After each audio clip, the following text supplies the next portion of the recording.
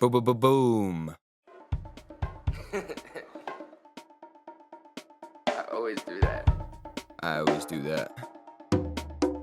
I'm a night rider. Okay. Every time that I go up past midnight, I swear I get higher. Just a little. Swear I gotta get higher now. Yeah. I'm a night rider. All right. Every time that I give what I gotta supply that fire. Okay. Okay. All right. Here we are on a beautiful Friday, the 13th of September. Hope everybody's having great luck out there. I, for one, don't believe in luck. I just believe in God. With that being said, we are zooming right through the month of September. I think things are moving pretty fast because we all have a lot going on.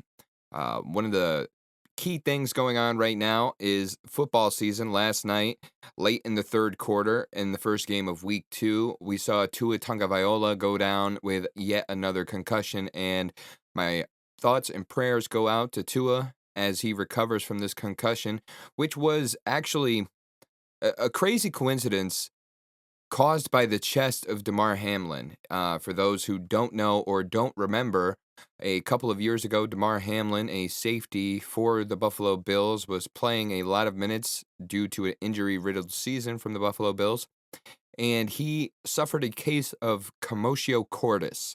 Commotio cordis is one of those things where the timing is just crazy, and you get hit in the chest at the right time, which happens to be the wrong time, and your heart stops. You enter cardiac arrest, and Damar Hamlin was dead on a football field. And he's out there starting for the Buffalo Bills now, which is a tremendous comeback story. And his chest has the strength to knock a man out.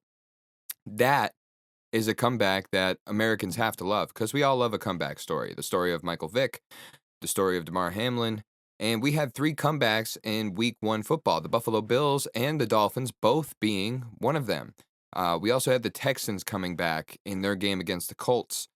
The first week of the NFL football season was jam-packed with action, including what some may be calling the upset of the century, with the Patriots defeating the Bengals 16-10.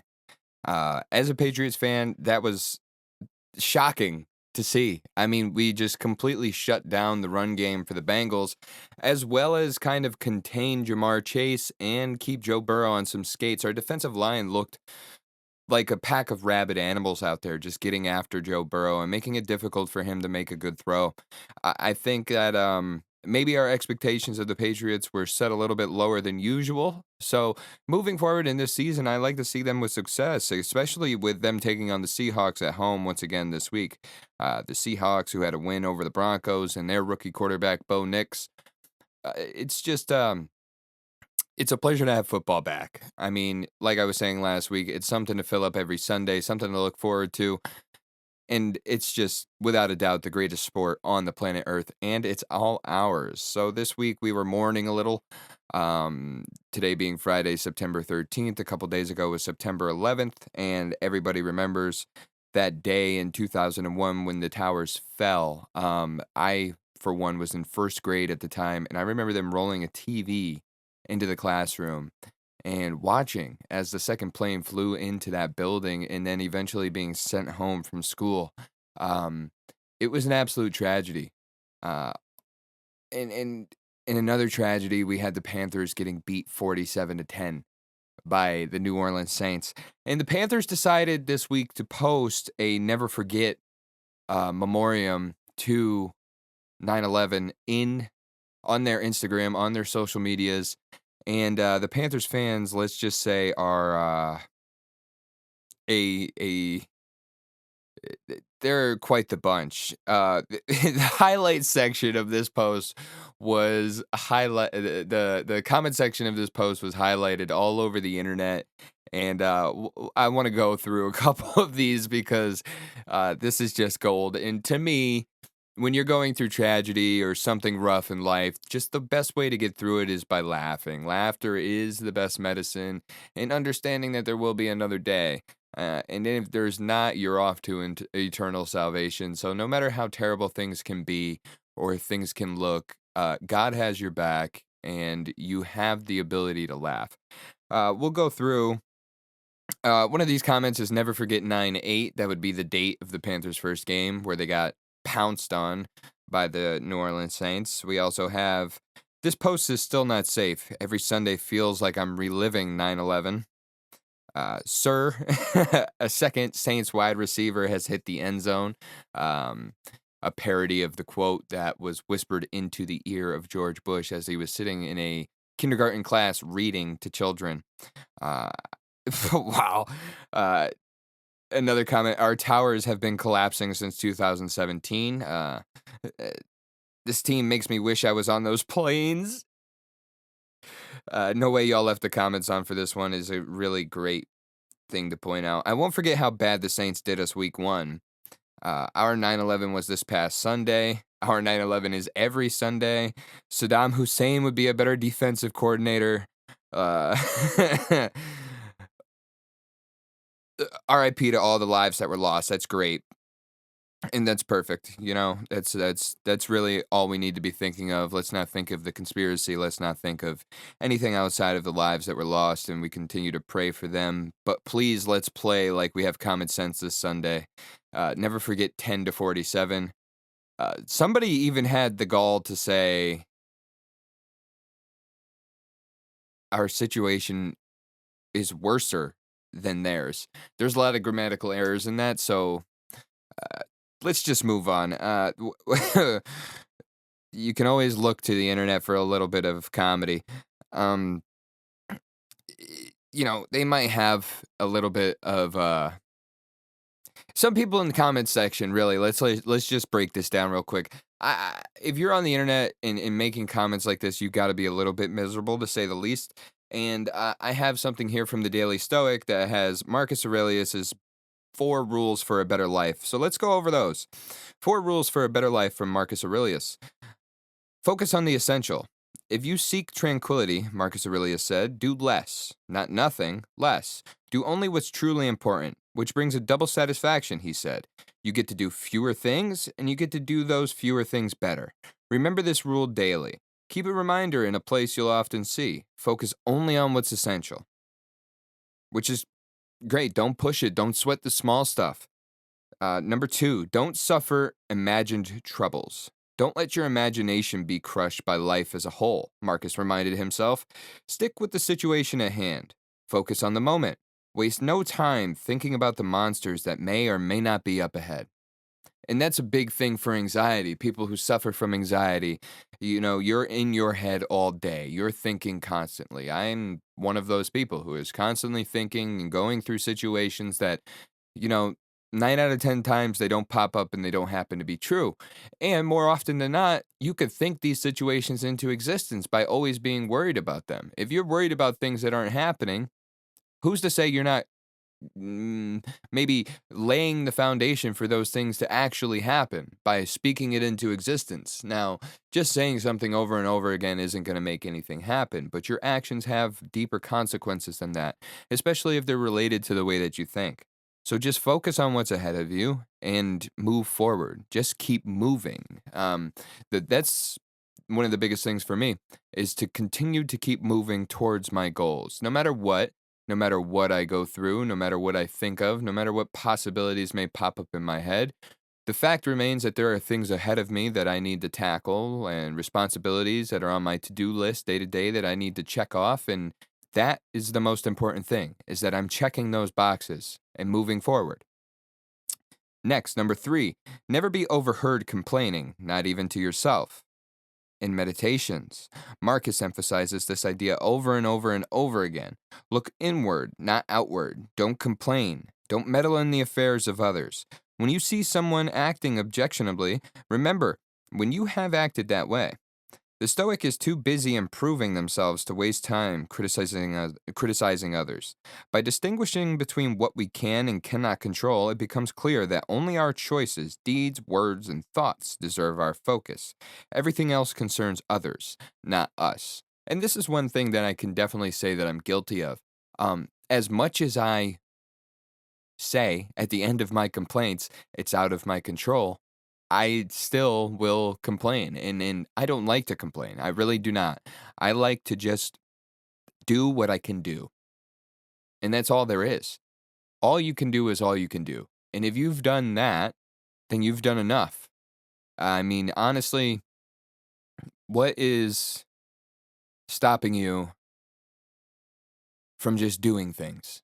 What is keeping you from thinking about other things that you have no control over or even desire to fix? You know, there are a lot of things in life that you may bump into that frustrate you, but do you have any control over the outcome of these things? That's one thing you need to ask yourself before you become too wrapped up in it and too involved in it. No matter how much you care, what I've learned very recently is the best thing you can do for anybody is to just continue to be an example. Number 4, don't waste your time worrying about other people's opinions. Marcus talked about a strange paradox. We are generally selfish people, yet more than ourselves, we value other people's opinions about us. It never ceases to amaze me, he wrote. We all love ourselves more than other people, but care more about their opinion than our own. Stoicism teaches us to focus only on what we can control. What others think of us isn't something we can what others think of us isn't something that we can control. So it's not worth worrying about what others think. And that's another thing too. You want to love yourself. That's great. You should also love your opinion of yourself. And your opinion of yourself should be based on who you are. If you love yourself, then you're enough. And that's it. That's the end of story. Whatever anybody else thinks about you, it's not the truth. It's not you. What is important to you? And if other people's opinions of you matter that much, then maybe you should love yourself a little less and focus on loving something bigger than yourself. Because then other people's opinions mean much less to you than you think they would. I mean, and I relate that to my relationship and my faith. It's really based on I'm content with me. So what can I do for others? I I'm here to serve, and the best way that I could serve people is just continue to be an example, and the only way that I can do that is by being the man that I am. Continuing to train, continuing to push towards my goals, continuing to keep myself healthy. My health is my top priority because without me being 100%, I can't 100% serve the people around me. And that brings in a lot of what my training is. And so let's get into something else that was put out there by Asia Cortez, 10 almost laws of training. Number 1, fasted cardio is a great habit that almost guarantees you will be lean. Sure, you could do cardio at any time of day, but doing it first thing in the morning is a foundational habit that sets up everything else that you do. And it does seem like it gets people leaner at a marginally faster rate when it's done consistently. I know the science doesn't support this, but bros have done it for years, 30 to 60 minutes in the morning. That really relays into how I live my life, except for on the weekends. I mean, but not even because I kind of base my eating schedule on when I run. So if I'm, for instance, tomorrow's Saturday, right? And as of late, I've been working overtime on Saturdays. I go in, I work a nice little 4 hour shift early in the morning. So I'm out at 9 o'clock. I go in 5 a.m., I work my 4 hour shift. All I've had at this point in the day is coffee or a 0 calorie energy drink. And then I go for my run. And then I will eat. The rest of the days, I'm not eating until noontime. And at that point, I've already gotten in almost 8,000 steps walking around the press room. So I think that's what helps me stay lean, what helps me, you know, look the way I do, which is pretty all right. Number 2, don't deadlift more than once a week. As a beginner, you can do more frequency when you're weak, but as you get stronger, deadlifts take longer to recover from. Once a week maximum. This goes for conventional and RDLs and rack pulls as well. The exceptions would be dumbbell deadlifts, but that gets programming specific. Number 3, don't chest and shoulder press heavy in the same workout. It's a lot of stress on the shoulders. If you go heavy on one, go lighter on the other. If you train them together, alternate which one you go heavy on. Heavy meaning 5 to 8 rep range, which is more of your power to hypertrophy, staying in the powerful range where you're moving the most weight possible throughout those reps. 4, biceps require a mind muscle connection. Squeeze the bicep, feel the contraction. The weight you use is entirely secondary. For anyone that struggles with arm growth, you need to prioritize the sensation and innervation over the weight you are using. 5, If you cannot do dips, your shoulders are weak. Everyone should be able to do dips. If you have to start with cable presses and gradually build up, do it. Being strong on dips equals resilient and injury resistant shoulders and strength and muscle. Dips are a very tricky exercise and they're tough. There are two ways to do dips. One hits chest more than your triceps, and one hits triceps more than your chest, but all are dependent on the stability of your shoulders. Shoulders for me are probably my weakest muscle group. Um, Whatever that is, I'm not sure. I'm sure that has a part in football. When I was younger, I tore my labrum. Um, I'm sure that has a part in a little bit of everything. I mean, it's such a small, concentrated area where muscles are in your shoulders, and it's limited on the amount of growth that you can have there, and also the amount of strength. So just do the best you can. I mean, and also it's not like if you can't do dips, you're a weakling, right? It's all relative. So don't take this as offensive or anything. Number six, the best exercises are the ones you connect with. Whether it's biomechanically optimal doesn't matter. Those arguments go on forever. Lots of mediocre exercises built massive amounts of muscle on people. If you feel the target muscle work and are growing from it, keep doing it. And this kind of relates to what she was talking about is biceps requiring a mind-muscle connection. I've talked about this before that when you're doing exercises, don't just go through the motions. It's not your bones and your body moving the weight, it is the contraction of your muscles. You have to flex and engage the muscles as you're going through these exercises. And that's what this connection is about. The best exercises you can do are the exercises that you do perfectly. And yes, perfect is not possible. The only thing that was ever perfect in the history of humankind was Jesus Christ. But the exercises that you do more optimally are the exercises that you feel yourself engaging the muscles throughout. For me, one example could be not Romanian deadlifts or yeah. Yeah. Let me start with there. Romanian deadlifts. When I'm on my downward trajectory, I'm using my hips to push everything out and go on my way down nice and smoothly. And then when I come up, I'm feeling myself use my hamstrings to pull my body all the way back up into a straightened state. That is one exercise that I know I'm doing extremely well. Another one would be pull-ups. I'm instead of using my arms to pull myself up and down, I am contracting the muscles of my back together to kind of force my body up in that position. Bench is a new thing for me that I've been able to really improve on just by loading up in the chest, keeping my elbows nice and tight, and powering through and feeling the muscles in my chest contract. I'm feeling very connected throughout my workouts nowadays, and I'm sure that's why I've had the growth that I've had. Number seven, you should be foam rolling and stretching. This is for the men. Most men have poor mobility, are stiff and inflexible. Stretch and foam roll after your workouts and on off days. Your body will feel better for it.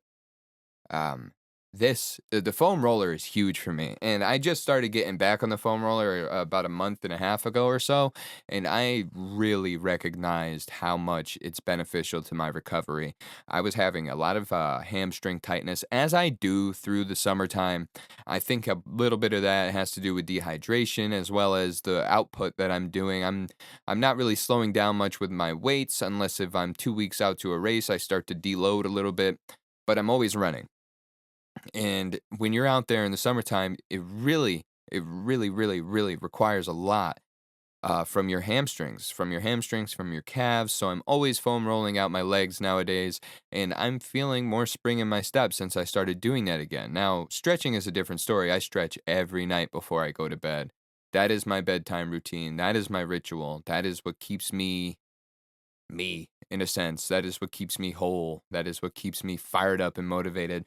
So, stretching is not only a great way to recover from all the strain that we're putting on our body, but it's also a great way to just unwind and take the stress from the day away.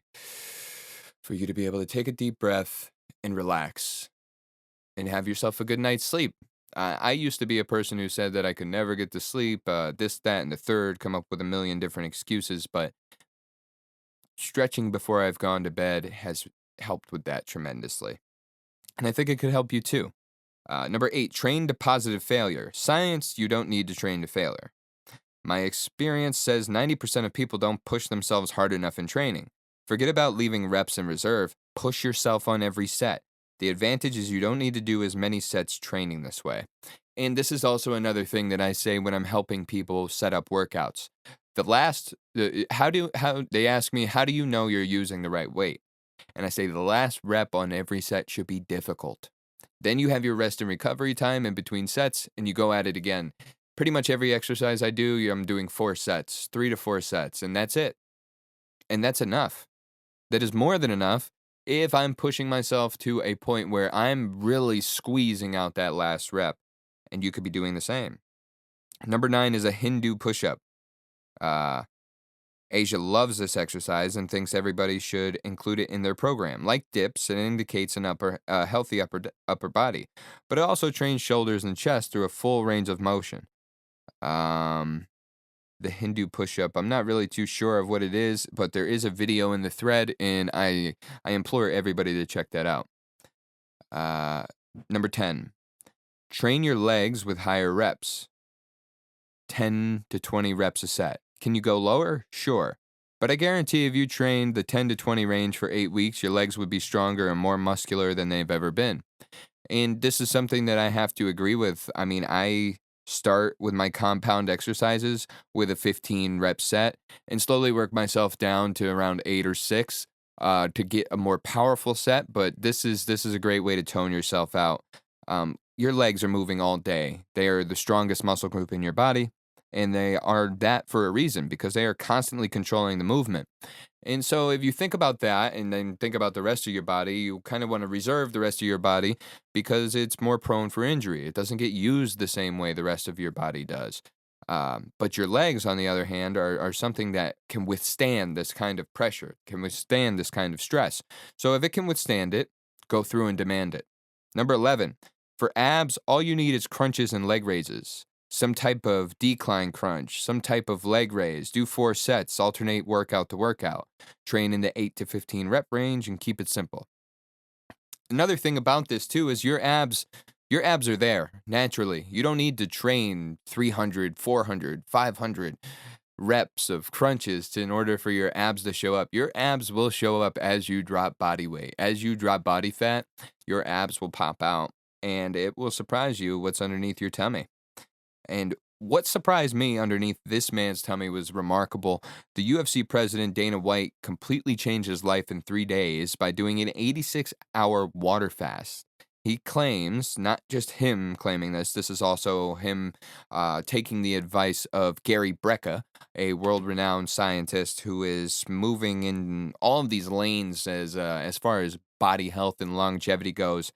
It lowers your chances of getting cancer, Alzheimer's, and heart disease by 70%. So this Twitter account here did a deep dive to figure out the science behind that, and this is Joey Yoakum, and here's what he found. The thread goes on to read, what is a water fast? A water fast is straightforward. It involves drinking only water and other no-calorie liquids for a set period. Some people use it for religious reasons. Others are curious about its health benefits. As far as Dana White's 86-hour one, what is an 86-hour water fast? This is a twist on a 7-day water fast. You start with just water for the first 24 hours, possibly adding some no-calorie electrolytes. Then you can have bone broth for the next 2 days. Here are some of the potential benefits: weight loss, mental clarity, cellular repair, metabolic reset, reduced inflammation, resetting eating habits, improved insulin sensitivity, support for immune function, spiritual and mental reflection. But how does it work? Water fasting works in 3 parts. The initial phase, from 0 to 24 hours, is when you start the fast, your body starts by using glycogen, which is stored energy from carbohydrates. This helps you maintain energy levels for the first day without food. And then you transition. After about 24 hours, your glycogen stores start to deplete. When that happens, your body begins to break down fat for energy instead of relying on carbs, sort of like ketosis. This shift is important because it helps the body adapt to a lack of food. Then you're in ketosis. Once your glycogen is mostly gone, your liver begins converting fat into ketones, and ketones serve as a new energy source for your brain and body. This state is called ketosis. It's what allows you to keep functioning without eating. And lastly, what are the benefits of prolonged fasting? It activates a process called autophagy. Autophagy? That's another weird word. I always run into weird words, and I will throughout the remainder of the life of this podcast because when you're talking about bettering yourself, you need to bring up a lot of weird words. It scares away the crows. This is when your body cleans out and recycles damaged cells. It can also lead to changes in hormone levels. For example, your growth hormone increases, which helps preserve muscle and promote fat loss while insulin levels drop. This makes it easier for your body to use fat for energy. At the start of a fast, your metabolism may get a temporary boost, helping you burn calories more efficiently. However, after a while, your body may slow down its metabolism to conserve energy. This is a natural response during extended periods without food, which is why it's crucial to stay hydrated during this entire process. So, to sum everything up, it's true that there can be various health benefits from water fasting. However, I would only recommend using it as a tool. If your goal is to lose weight and build muscle, your focus should be staying in a healthy caloric deficit, resistance training 4 to 5 times per week, eating 1 gram of protein per pound you weigh. This is huge. What are your thoughts on water fasting? Uh, Let me know in the comments. Joe Yoakum said to let him know in the comments, but I want to know in my comments what your thoughts are on a water fast. The water fast is very interesting. I did one a couple of years ago. I did a 36-hour fast, and this was just something to kind of hit the reset button for myself. At the time, it was shortly after my half marathon. Pardon me here. Ugh. Oh boy, long day. Pardon me. Anyhow, at the time, after my half marathon, right immediately after my half marathon, I saw some apple crisp out in the park there in Hartford, and I said, "Wow, that looks really good. Let me have some." And I don't think I stopped eating sweets for about a week and a half straight. I mean, just cake and all that good stuff that makes you go. But anyhow, I needed to hit the reset button because I knew that I was getting out of control, and I did. And what I found during my fast was just so much clarity, mental clarity, body clarity. I felt looser, I felt lighter, I felt closer to God, and it was an important thing for me to do. It was an important challenge, just challenge after challenge in my life. And some people just have ultimately challenged lives where they never kind of take a break.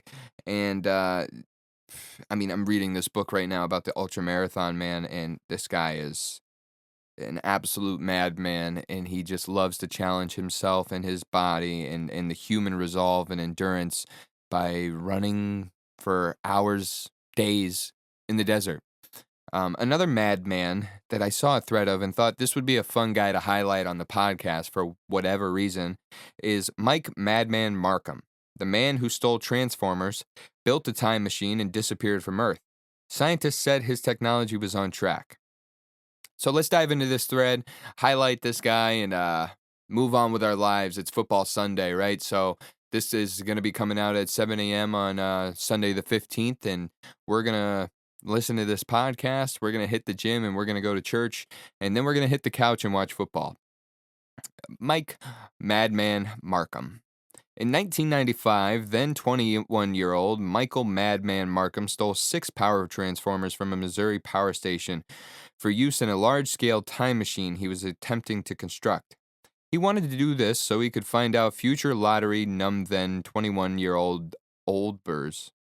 What? Oh, all right. I don't know why this typo came out.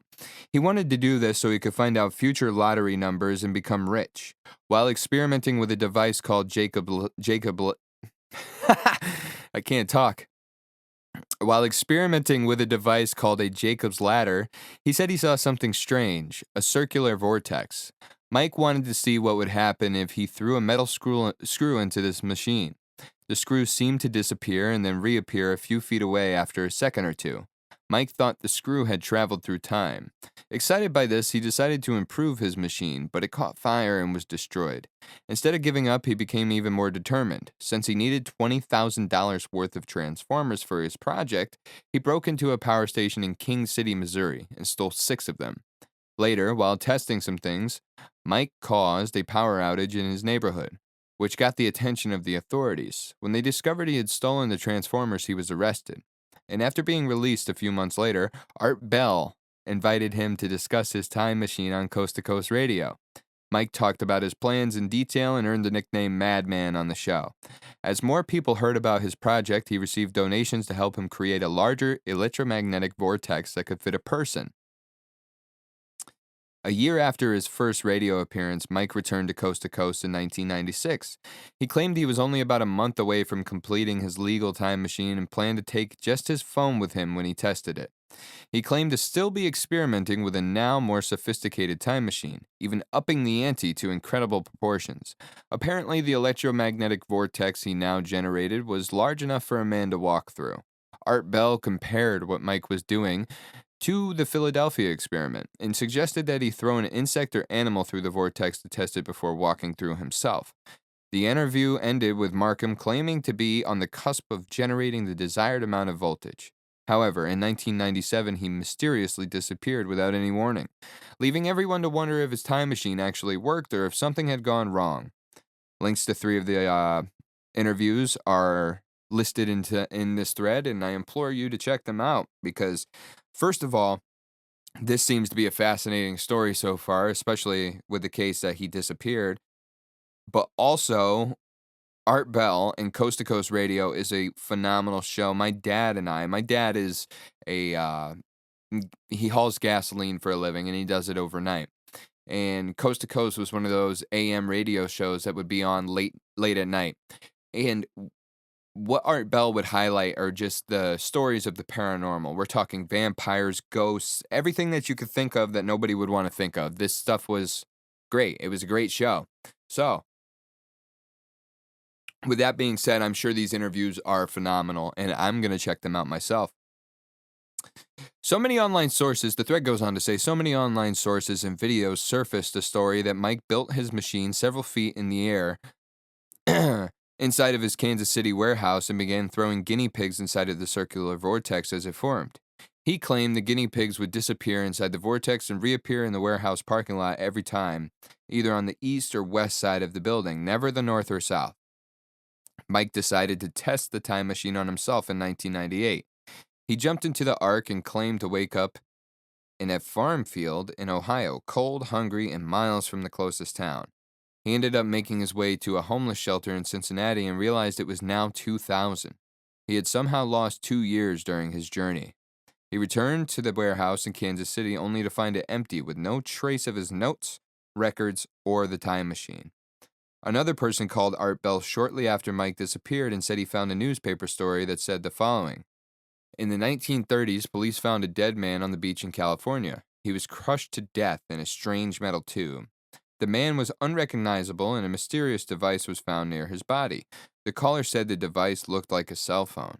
Was Madman Mike Markham? This guy's name is a tongue twister. That would drive me mad. Was his attempt successful in his attempt to build a time travel machine in Missouri? No one will ever know for sure, but the story of a man found on a California beach in the 1930s is one of the reasons his story is considered to be one of the scariest time travel stories of all time. The Sun writes, in 2022, Mike appeared to resurface online and rubbished wild claims he had traveled to the 1930s and died. According to reports, his local radio station interviewed him for a third time in 2015. Under the username Real Madman Markham, Mike appeared to post on a blog about paranormal activities in February. The user has been a member of the site since 2015. He wrote, "Rumors are ablazing that I am dead, not well, and had time traveled to 1930, something where I died on a beach in a tube. Whoever posted those pictures of a redhead, that is also not me. It was some school kid with my name that someone long ago attributed to me. Whatever was found in the 1930s was not me, and I've read that was debunked, but can't find the article. When someone asked whether he had any new time machine plans in motion, he replied, yes, but it is stalled at the moment until I can get some inverters. I have some 24-volt panels in my bus for a project. They get a little ratty from sitting outside for a bit. His followers have asked the blog user to prove he's the real Mike Madman, but so far, he's offered no evidence of his true identity. This explanation of time travel is Closer to the Truth by Michio Kaku. Yes, time travel might be possible. However, the energy at which you can bend time into a pretzel is the Planck energy, which is a quadrillion times the energy of a LHC. So I think that a Type 3 civilization may have the power to build a time machine, which is something that when we talk about Type 1, Type 2, Type 3 civilizations, it's really something that's relative to spirituality and the unification of people, kind of Babylonian. However, this story is kind of remarkable because it leaves so many what ifs. And this is the beauty of the early days of the internet. You can't really get away with this type of stuff nowadays. People are very hard pressed to be tricked by people and very skeptical of everything. Back then in 95, though, you could get on the phone with Art Bell and convince pretty much half the world that you are who you say you are. And then to go 20 years into the future and have this person reappear online and start kind of trash talking people who were talking about him is very interesting to say the least. However, he ends up living in a bus and he's asking for inverters. Was this man an actual scientist who knew what he was doing at the age of 21, throwing guinea pigs through a time portal? And where did those guinea pigs go and return from? That's my question. Did he just create some sort of small black hole that people could jump through? That's really out of my bracket. I'm more of a meathead than a scientist. I guess I'm kind of smart, but this is something that fascinates me. And if you go through the thread and click on the links that are provided, I'm sure there's some stories in there that could fascinate you. I mean, what a tune to find. Mike Madman Markham. Also, what a name. Um, was he a madman or was he just a meth head living in a bus? Only time will tell, right? But who am I to judge and who am I to be skeptical? He could just be exactly who he says he is. But for me, that's all. We're keeping it short and simple this week. Gonna move on. I'm gonna head to the gym right now and lift some heavy weights. I'm actually doing deadlifts today. This is my one day that I do deadlifts, so I'm really ready to engage myself here. I hope everybody heads into this weekend and also next weekend, depending on when you're listening to this, with their heads held high and high spirits. And as always, it's all love. God bless. A wave like I surf. I've been leaning in and out of work. I could show you what it's worth. Money to the ceiling. I started at the dirt. I've been riding wave like I surf. I've been leaning in and out of work. I could show you what it's worth. Money to the ceiling. I started at the dirt. I'm a night rider. Every time that I go out past midnight, I swear I get higher. Swear to God I get higher now. I'm a night rider.